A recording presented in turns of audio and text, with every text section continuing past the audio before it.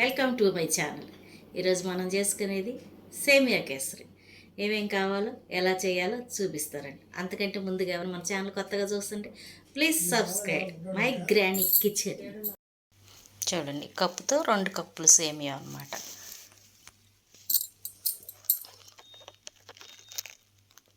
దీంతోనే 2 కప్పులు మనం పంచదార కూడా, తీపి తినేవాళ్ళు అయితే. తీపి తక్కువ తినేవాళ్ళు అయితే, తీపి ఎక్కువ తినేవాళ్ళు అయితే 3 కప్పులు వేసుకోండి. కిస్మిస్, జీడిపప్పు, అదేంటనుకుంటున్నారా, యాలక్కాయల పొడి, ఇది పచ్చకర్పూరం. చూడండి ఎంత ఉందో, చిటికెడు అంతా. మంచి సువాసన వస్తుంది అన్నమాట. లడ్డూలో వేసుకుంటాం కదా, ఇంతకుముందు ఏదైనా స్వీట్ తింటే మంచి వాసన వచ్చేది. నెయ్యి, కమ్మట వాసన వస్తుంది మా నెయ్యి ఇంట్లోదే. ఒక 2 స్పూన్లు వేసుకుంటే చాలు. చేసే విధానం చూడండి. నీళ్ళు మరగబెట్టుకుంటున్నాము సేమియా వేసుకుంటాకి. ఓ 2 స్పూన్లు నెయ్యి వేసి, తొందరగా చేసేసుకోవచ్చు అబ్బాయి. స్వీట్ ఎంతసేపు పట్టదు మీకు. ఎవరన్నా వచ్చినా మాట్లాడుతా టీ పెట్టినంతసేపు పడుద్ది అంతే. చక్కమని చేసేసుకోవచ్చు ఇంట్లో ఉంటే. మనకి జీడిపప్పు, యాలక్కాయలు, కిస్మిస్, సేమియా అన్నీ ఇంట్లో ఉన్నాయనుకో, చిటికలో చేసి పెట్టచ్చు. మన టీ కాగేలోపు మన సేమియా స్వీట్ చేసేసుకోవచ్చు.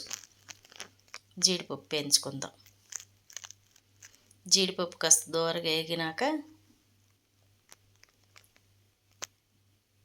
నెయ్యి గోధుమ కలర్లో ఉందంట, బాగా మరగబెట్టాను అనమాట. అందుకే గోధుమ కలర్లోకి వచ్చింది నెయ్యి. కొంచెం ఆగనిచ్చి దాంట్లో కిస్మిస్ కూడా పడేద్దాం.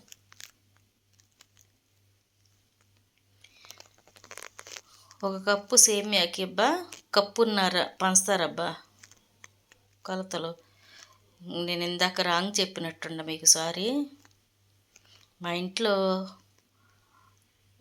కొంచెం ఈ మధ్య డిస్టర్బ్గా అయిపోయింది. చూడండి,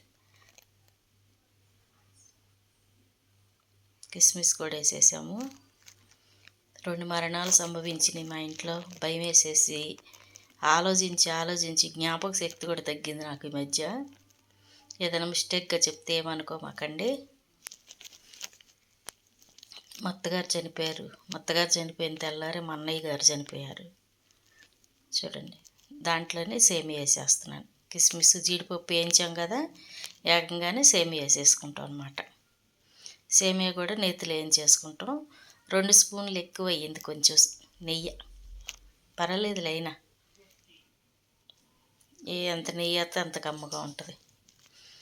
దాంట్లో ఆ బాధలో ఇక ఏది ఆలోచించాలో, దేని గురించి బాధపడాలో తెలియక అసలు 20 రోజులు మదన పడిపోయాయి అనమాట.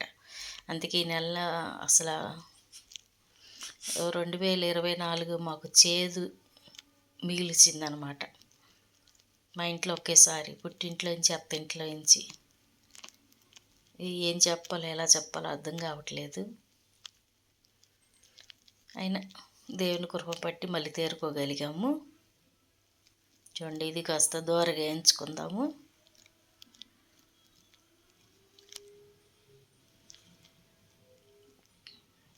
దూరగా ఇది చేసుకున్నాక నీళ్ళు మరగబెట్టుకుంటున్నాం కదా, నీళ్ళు దానికి సరిపడా పోసుకోవచ్చు.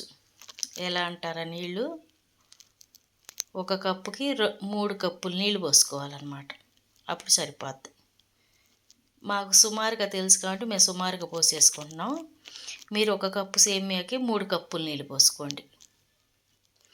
గ్లాస్తో వేసుకున్నారనుకో 3 గ్లాసులు పోసుకోండి.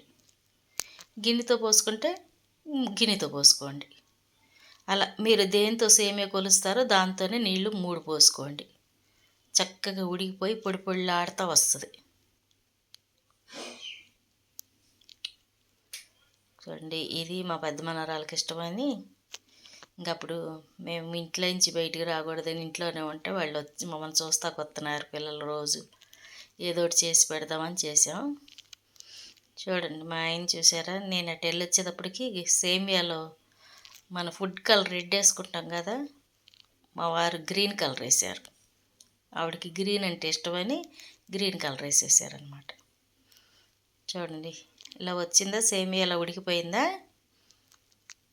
ఇలా ఉడికిపోయిన దాని మీద మనం పంచదార పోసేసుకోవాలన్నమాట. నేను ఎంత వేసానంటే 2 వేసా. మనం ఏ కప్పుతో తీసుకున్న సేమియా దాంతో 2 కప్పులు వేసాను. ఎందుకంటే తీపి ఎక్కువ తినరు ఎవ్వరు మా ఇంట్లో. మీరు తీపి ఎక్కువ తింటే 3 వేసుకోండి, బాగుంటుంది తీపిగా. తీపి తక్కువగా వేసాను నేను, చాలా తక్కువగా. మేము కూడా కొంచెం తినాలన్నా తినొచ్చులే, షుగర్ ఉంది కదా అని. ఇప్పుడు ఇదంతా ఎగిరిపోవాలన్నమాట. బాగా పంచదార కరిగిపోయి పొడి పొడిలాడేటట్టుగా మనం చేసుకోవాలన్నమాట. చాలా బాధాకరమైన విషయం కదా. ఒకసారి ఇంట్లో 2 మరణాలు వచ్చినాయి అంటే అది ఎలా తట్టుకోవాలో కూడా అర్థం కాదు, ఎలా ఆలోచించాలో అర్థం కాదు. వీళ్ళ గురించి బాధపడాలో వాళ్ళ గురించి బాధపడాలో అర్థం కాని పరిస్థితి, అయోమయ స్థితి అయిపోయింది నాకైతే. నేనే ఇంత ధైర్యంగా ఉంటాను, నేను చాలా ధైర్యంగా ఉంటానని నాకు తెలుసు. చాలామంది కూడా నాతో అంటారు, నీకు ధైర్యం ఎక్కువ అక్క, నీకు ధైర్యం ఎక్కువ అక్క అంటారు. అలాంటి దాన్ని నేనే చాలా ఆలోచించి మతిమరుపు వచ్చేసేసి ఒకటి చేయి ఒకటి చేస్తున్నాను. ఆలోచించి నాకు బీపీ కూడా వచ్చేసేసింది. చూడండి, ఇదేంటంటున్నారా, యాలకుల పొడి. దగ్గరికి వచ్చేసింది కదా, యాలకుల పొడి వేసుకున్నాం. యాలకుల పొడి వేసి స్టవ్ కట్టేసేసుకోవచ్చు. కట్టేసుకొని కొంచెం పచ్చకర్పూరం ఒక చిటికుడు చితిపేసి చేత్తో వేసుకోవాలి మనం. అయిపోయింది, మాట్లాడుతూనే ఉన్నా, అయిపోయింది అది. ఎంతసేపు పట్టదు చెప్పాక, మనం టీ పెట్టుకున్నంతసేపు, టీ మరిగినంతసేపే చకచక చేసుకున్నాం. ఇదేం పెద్ద విజయం కాదు. అది పచ్చకర్పూరం స్టవ్ కట్టేసుకున్నాం. పచ్చకర్పూరం మంచి స్మెల్ వస్తుంది. తిననోళ్ళు కూడా తింటారు ఆ స్మెల్కి, పచ్చకర్పూరానికి. ఎక్కువగా ప్రసాదాల్లో వేస్తారనమాట స్మెల్కి. అది కొంచెం తడిగా ఉంది కదా, వేడి మీద ఉంది కాబట్టి అలా ఉంటుంది. చల్లారిపోయిందంటే పొడి పొడి పొడిలాడుతూ వస్తుంది. మీరు కూడా చేసుకొని టేస్ట్ ఎలా ఉందో నాకు కామెంట్ పెట్టండి. చూసారా, అలా సబ్స్క్రైబ్ చేస్తూ మర్చిపోకండి, లైక్ కొట్టండి. Okay friends, thank you.